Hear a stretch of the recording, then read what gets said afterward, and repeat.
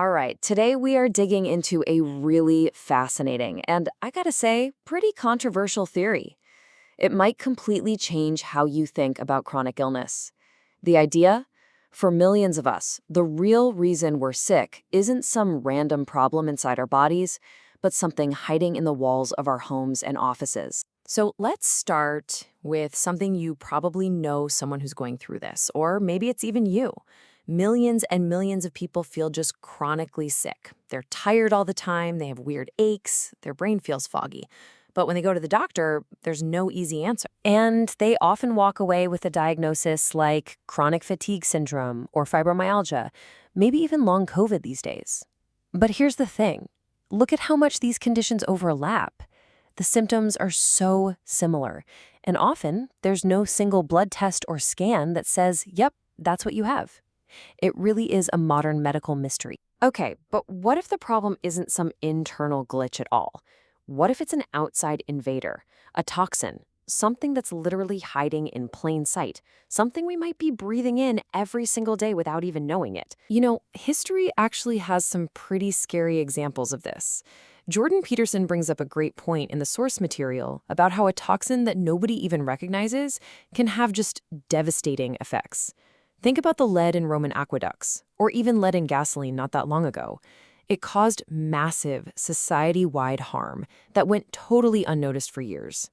And that brings us to the heart of the theory we're talking about today. A couple of researchers, Dr. Ritchie Shoemaker and Dr. Scott McMahon, are making a bold claim.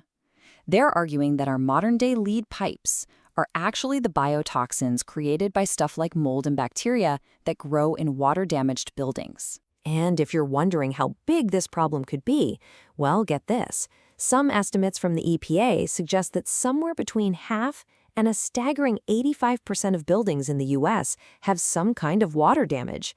We're not just talking about a leaky pipe in the basement. This is a massive structural issue in our modern world. But here is the absolute key to this whole theory. If all these buildings are a problem, why isn't everyone sick? Well, the theory says it's because about a quarter of the population has a specific genetic vulnerability. Their bodies just can't clear these particular biotoxins out properly. So it's not just the building. It's the perfect storm of a toxic place and a person who's genetically susceptible. So how in the world does breathing in some dust from a damp wall lead to such a crazy full-body illness? Well, according to this theory, it all comes down to a very specific and very destructive biological chain reaction. The condition has a name, Chronic Inflammatory Response Syndrome, or CIRS for short. And honestly, the name pretty much says it all. It's chronic, it sticks around.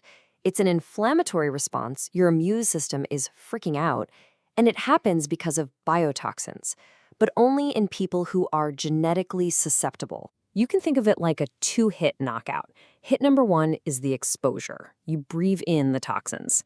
Now, for most of us, our immune system sees it, deals with it, done.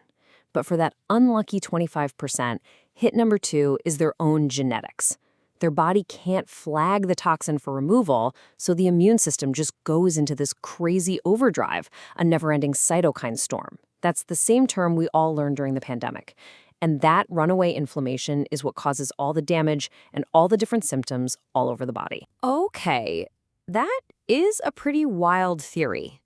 And like they say, extraordinary claims need extraordinary evidence. So how do the folks who believe in this try to prove that CIS is a real, distinct illness and not just another one of those vague syndromes? This right here is where they say the rubber meets the road. While a diagnosis like fibromyalgia is based almost entirely on your symptoms, how you feel, the CIRS theory claims to have a whole panel of over 30 objective, measurable biomarkers. It's not just about what you report, it's about what they can actually see in your blood, your genes, and even in your brain. And some of these tests are pretty wild.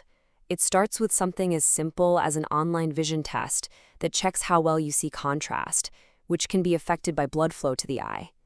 Then it gets deeper. They look for specific immune response genes, for key inflammation markers like TGF-beta1 that are going haywire, for hormones that are all out of whack. They even use special MRI analysis to look for unique patterns of swelling and shrinking in the grain.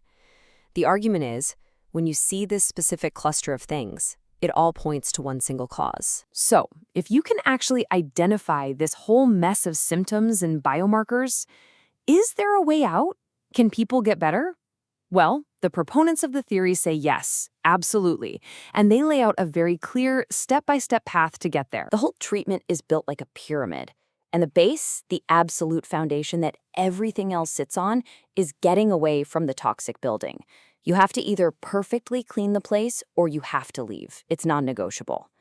After that, they use prescription drugs called binders, which basically grab onto the toxins inside your body so you can finally get rid of them.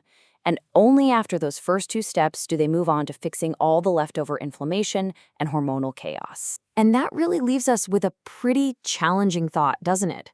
Whether you're totally sold on this theory or you're still a skeptic, it forces you to look at your surroundings in a new way.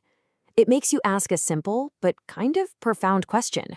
Could the very building you're in right now, your home, your office, be the real reason for a hidden sickness? It's a question that takes this very complex medical debate and drops it right into the middle of our daily lives.